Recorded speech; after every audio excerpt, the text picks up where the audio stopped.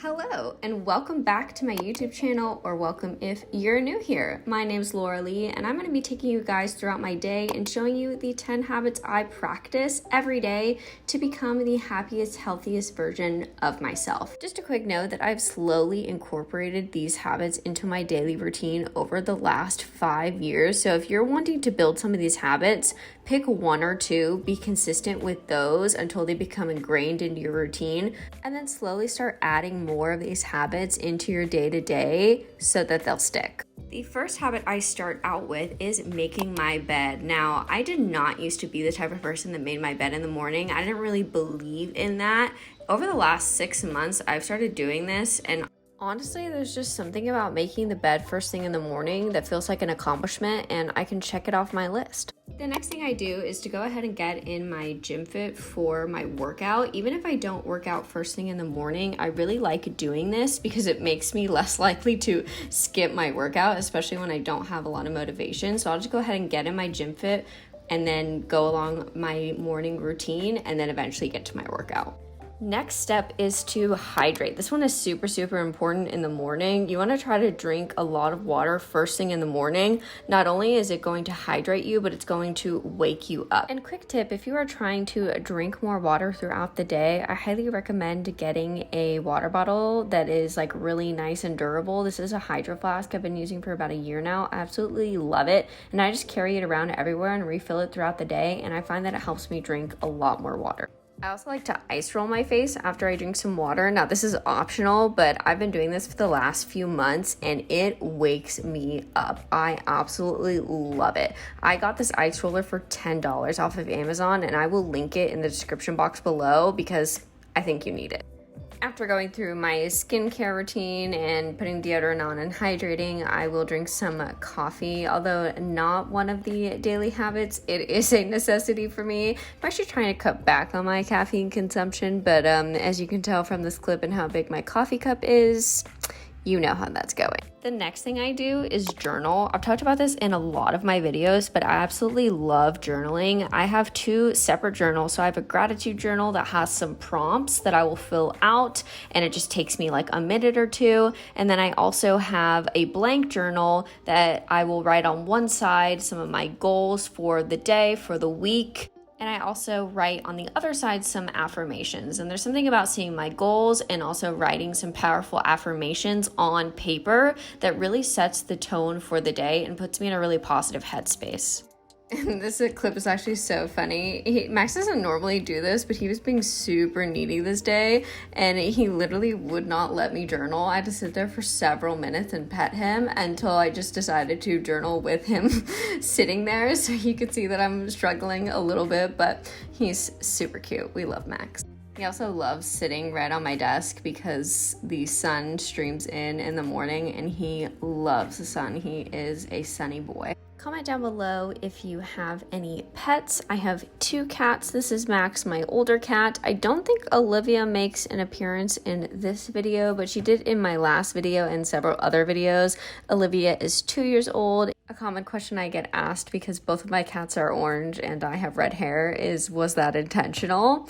And the answer is yes and no. Max, I got as a happy accident. I'm not his first owner, but Olivia, being a second orange cat, was definitely intentional. And as you can see, Max does not leave my side during these clips, and he gets progressively cuter.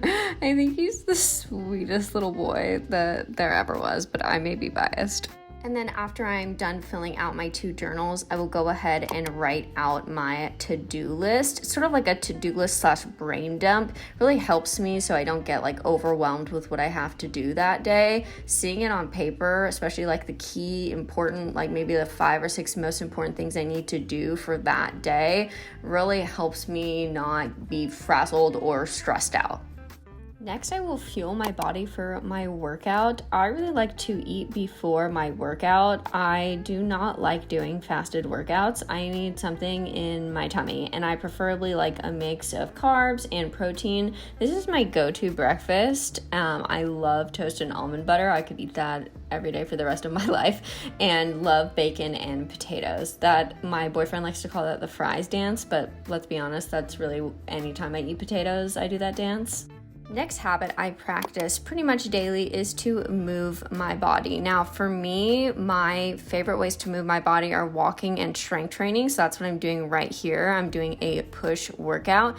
Now, if you like strength training too, that's great. You don't necessarily have to do strength training. My biggest tip for you is that if you want to consistently be able to go to the gym or get workouts in, find a workout routine that you love to do. Now, this may take some time, so don't get discouraged if you try a bunch of stuff and you don't like it. Just keep trying. But one of the main questions I get asked from my clients is like, how do you know? How do you know when you find the workout that you love to do? And my answer to that is always like, you're gonna know. Because for me, when I found strength training, it was like a light bulb went off and I just knew that like this was the thing. It makes me feel powerful and confident and like a badass. So once you find that thing that makes you feel good and you like to do and you know you're gonna continue to show up for, you're gonna know. And if you don't dance in between your workout sets, then you're doing it wrong. This is a pretty typical push day for me. It's 6 exercises. I've been really loving push day lately. It's one of my faves in my workout split. I think my 2 favorite workouts right now are quads and push. So this is just a reminder that you don't need to work out for 2 hours a day or program, 10 to 12 exercises. You really only need 5 to 6 exercises and compound movements along with accessories. But if you do lift, comment down below and let me know what your fave workout is in your split, because I'd love to know. And you can't really tell, but I was definitely sweating my butt off during this workout. It was, I think, 100 degrees outside this day. It gets pretty hot in the garage gym.